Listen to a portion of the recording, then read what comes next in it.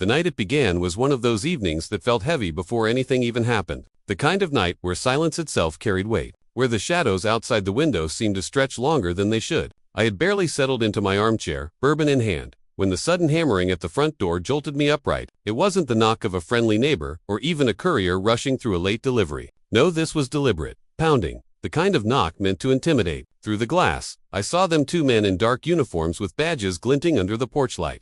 Radios clipped to their belts, holsters strapped tight. On the surface, they looked official, but something in the way they stood too stiffly, too rehearsed, twisted my gut. They weren't here to protect anyone, they were here to scare me. "Open up," one barked, his tone sharp but hollow, like an actor trying too hard to mimic authority. My pulse quickened, but my instincts sharpened faster. I'd lived long enough under the watchful, controlling gaze of the HOA to know their tricks, but this one was new, brazen, reckless, and dangerous. What they didn't know, what they couldn't have possibly anticipated, was that inside the house sat my wife, a seasoned U.S. Marshal with the kind of presence that had disarmed cartel lieutenants and dragged fugitives out of holes they thought no law could penetrate. I exchanged a silent glance with her from across the room, and the fury in her eyes told me everything. Whoever these men were, they had just made the gravest mistake of their lives. The pounding grew louder, each slam of the impostors' fists rattling the doorframe, their counterfeit authority echoing through the house like a war drum. But instead of panic, a strange calm settled over me, the kind of calm that comes when you realize the predator at your door has no idea you're not prey. My wife rose from the couch, her movements deliberate, almost predatory. The air around her charged with that quiet menace only someone who has spent years carrying real authority can conjure. She didn't shout, didn't curse, didn't rush. She simply slipped open the drawer of the console table near the entryway and retrieved her leather badge case, the same one she'd used in raids that toppled meth empires and standoffs that had ended in gunfire. With one flick of her wrist, she held it at her side, gleaming beneath the chandelier's light, ready to end this charade before it began. The taller of the two men on the porch called out again, voice cracking slightly as though his script wasn't rehearsed enough. "By order of the county, you're in violation of community codes. Step outside immediately." My wife's lips curled into the faintest smirk. A hunter who had already cornered her quarry. She whispered, "They're not cops. Their shoes, their belts, they're wrong. Watch." She unlatched the deadbolt, yanked the door open with a force that startled them backward, and in a voice that could have cut granite, barked, "Federal law enforcement, identify yourselves." She snapped her badge forward, its golden shield blazing under the porch light like a weapon more lethal than any sidearm. The men froze, their rehearsed bravado crumbling into raw, naked fear. One stumbled a step back, stammering incoherently, while the other's hand twitched toward his hip before realizing he was unarmed. My wife stepped forward, her presence radiating authority, so real, so unshakable, that the impostor's entire masquerade collapsed. "You're impersonating officers of the law," she said, her voice measured but filled with a venom that promised prison cells and federal charges. "That's a felony. Do you want me to cuff you here, or drag you down to the real station?" The color drained from their faces, and in an instant, all that counterfeit confidence they had carried up my steps bled out into the night. They exchanged a look, panic, desperation, the sick realization that their HOA paymasters had sent them to a fight they could never win. And then, without another word, they ran bolting off the porch, sprinting across the yard like cowards chased by wolves, vanishing into the shadows they had emerged from. My wife didn't move, didn't chase them. She just stood in the doorway, her badge glinting, a fortress of authority carved in flesh and steel, while I stood behind her, realizing the battle with the HOA had just escalated to a war neither side could retreat from.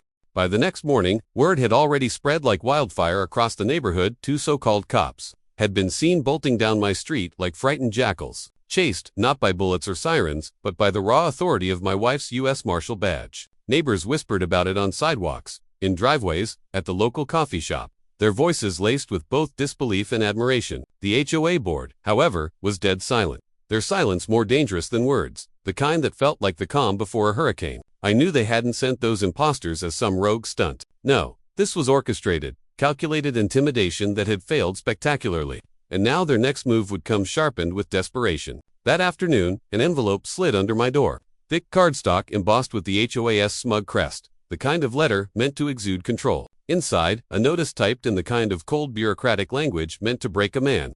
Due to continued violations of association codes and refusal to comply with enforcement officers, your property is subject to immediate lien, with potential foreclosure proceedings pending. I read it once, twice, and then laughed a dark, bitter laugh because their bluff was unraveling. Refusal to comply with enforcement officers, they had written their own noose. Those men weren't officers, they were criminals in borrowed uniforms, and my wife had the authority to make that distinction stick. My wife leaned over my shoulder, reading the letter in silence, then whispered, "They've stepped out onto thin ice. Now we crack it beneath them." That night she called in a favor, one of those unspoken debts forged in the chaos of law enforcement life. A former colleague from the Marshal's service, now stationed at the state's attorney's office, agreed to take an interest in the HOA's peculiar tactics. By dawn, an official inquiry was quietly opened into reports of police impersonation linked directly to my neighborhood's board. But the HOA wasn't done flexing. Trucks rolled into the cul-de-sac with contractors, men in hard hats carrying clipboards, muttering about surveying easements and code enforcement demolitions. They thought they'd scare me with the illusion of imminent destruction, the threat of bulldozers roaring up my driveway. I didn't flinch. Instead, I stood on the porch, arms crossed, while my wife filmed everything with her phone. "Smile for federal evidence," she called out, her voice dripping with venom. The contractors hesitated, confused, suddenly realizing they might be pawns in something much larger than a neighborhood dispute. And as dusk fell, I could feel the board's panic tightening, because the more they pushed, the more their empire of petty rules and fraudulent threats cracked beneath the weight of federal law, and the more determined I became to tear their stranglehold out by the roots. They truly believed they could outmuscle a badge and bury the truth under a mound of paperwork and hired men. So they tried everything at once, a scorched earth strategy of legal terror meant to suffocate us before anyone could breathe life into their lies. That morning, the cul-de-sac looked like a command center for intimidation. Tow trucks idling like grim sentinels, a uniformed process server clutching a stack of lien, and two grim-faced men in suits handing out glossy brochures about community standards, while a contractor measured the perimeter of my property as if marking a crime scene. But their theater of force had the opposite effect. It rallied people. Neighbors who had once lowered their blinds now stepped onto porches, and murmurs of disbelief turned into questions, then into outrage. Because the more the HOA tried to manufacture authority, the clearer the pattern became: forged notices, inconsistent meeting minutes, and a paper trail that led straight back to the boardroom. My wife, methodical as ever, transformed our front yard into an evidence hub. She logged every interaction, time-stamped every call, and fed the growing dossier to her contacts in the Marshal's office and to the county prosecutor, who'd already opened a quiet inquiry into the impersonation incident. Those quiet channels turned loud when a state investigator arrived unannounced and began asking questions the HOA hadn't prepared to answer. Where were the signed meeting notices for the emergency vote? Who authorized the contractor? Why did the lien paperwork bear handwriting that didn't match the HOA secretary's signature on file? As the investigator dug, the HOA's frantic puppet strings started to fray. The contractor's invoices were traced to a little-known shell company with ties to one of the board members' landscaping firms, and the process server's affidavit was full of contradictions. Meanwhile, Marjorie, because that was who now stood in for the board's conscience, launched a simultaneous media offensive, emailing local reporters with a rehearsed statement about community, safety, and refusal to comply. But the narrative she tried to sell collapsed when the sheriff's office, acting on my wife's report and the investigator's findings, confirmed on record that two individuals had been arrested for impersonating officers the previous night and were linked to people who had been contracted by the HOA. The press pivoted hard, and the story that splashed across the local website that night was not homeowner in defiance, as Marjorie had hoped, but HOA accused of orchestrating intimidation.